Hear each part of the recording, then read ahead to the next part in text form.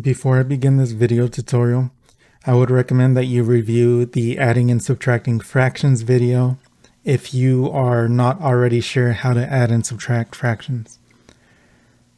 The problems that I'll be covering in this video are labeled fractional part of a circle. So all of the problems look similar to this example, where the question asks us how much of the circle is shaded. Write your answer as a fraction in simplest form. So if the question is asking us how much of this circle is shaded, we need to know how much of the circle is not shaded. So we have 1/2 and 1/9, and we want to treat them as if they were together. What I really want to do is I want to add up 1/2 plus 1/9 before I do anything else. When we add fractions, we need to make sure that the denominators are the same. To do that, you can think of it as counting by those numbers. If I count by twos, we would count 2, 4, 6, 8, 10, 12, 14, 16, 18, 20. If I count by nines, or if I look at my multiples of 9, we would count 9, 18, 27, 36, etc. If I look at the list of these two numbers, we should see a similar value that's shared between the top row and the bottom row. And that number ends up being this number 18. So before I add up these numbers, I want to turn both the 2 and this 9 into the number 18. To turn a 2 into an 18, we need to multiply that 2 by 9. So that's what I'm going to write down next to the 2. But I also need to do the same thing to the numerator. If I multiply the bottom by 9, I need to multiply the top by that same number. So we get 1 times 9 and 2 times 9. If I go ahead and simplify that fraction, 1 times 9 becomes a 9, 2 times 9 becomes an 18. So what we did is we turned this fraction into 9 over 18. Now we do the same thing with the second fraction.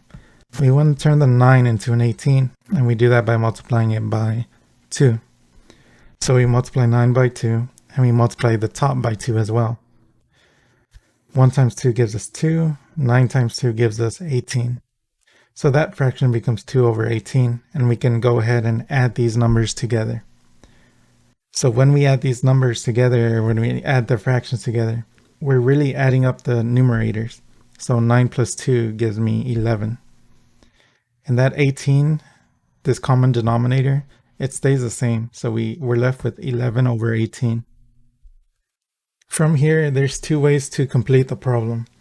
If we think about what this is actually saying, this is saying that a circle is split up, is divided into 18 pieces, and 11 of those pieces are not shaded in.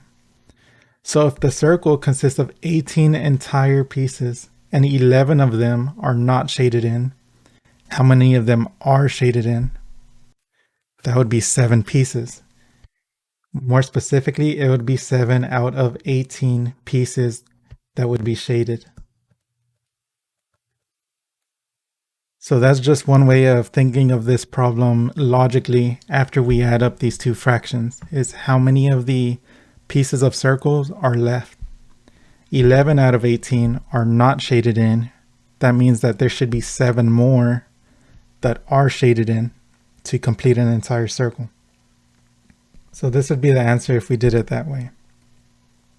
A more formal way of completing the problem would be to take 11 out of 18 and subtract it from the number 1. So feel free to skip ahead if you don't want to look through this explanation, but what I'm going to do is I'm going to take the number 1 and I'm going to subtract 11 out of 18 from it. So this 1 represents the idea of a whole, or a whole circle.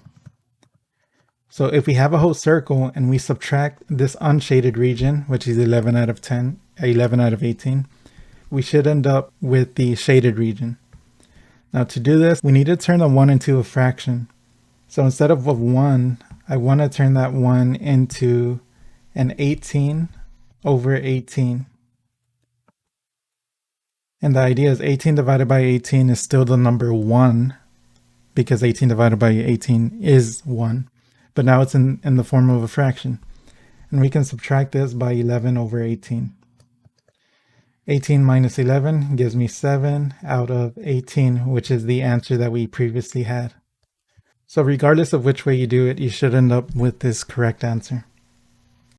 The rest of these problems are similar to the first one. For this problem, we need to add up what we're given first. So we're looking for how much of the circle is shaded. That means we need to figure out how much of the circle is not shaded. So we're going to take 1/4 and we're going to add it up to 3 out of 7.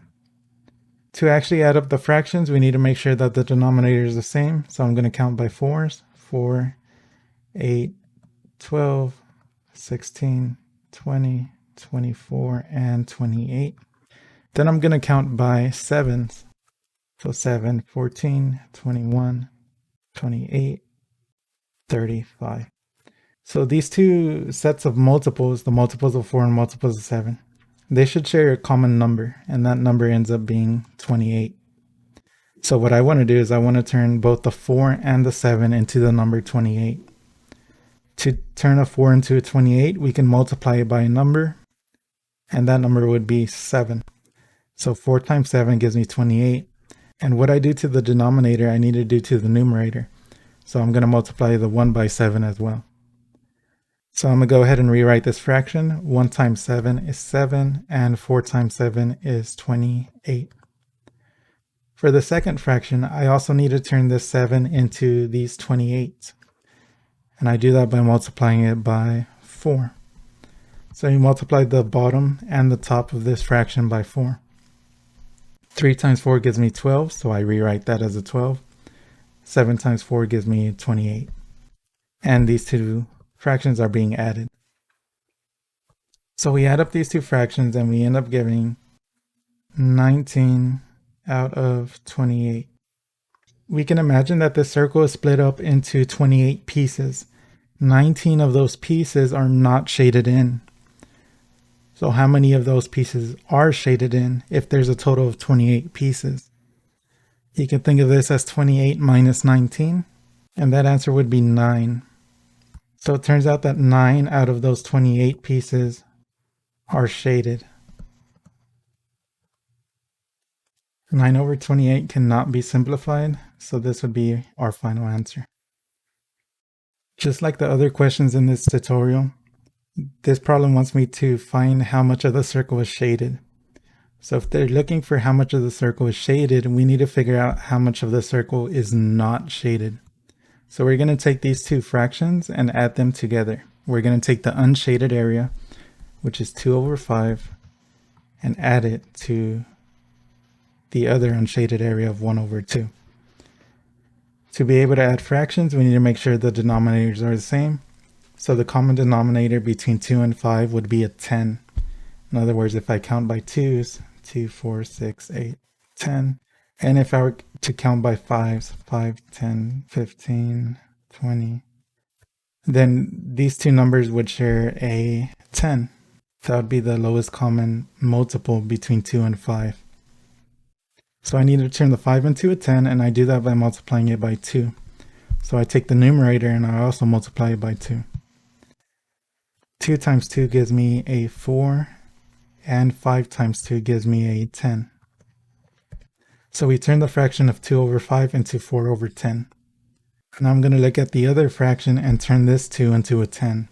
We turn the 2 into a 10 by multiplying it by 5. So I need to multiply the numerator by 5 as well. 1 times 5 gives me 5, 2 times 5 gives me 10. And we're adding these two fractions together.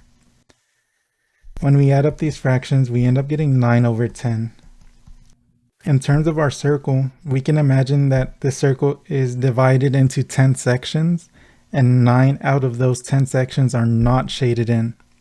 That means that there is one section that will be shaded in. So our answer ends up being 1 out of 10 sections are shaded in. 1/10 would be my answer.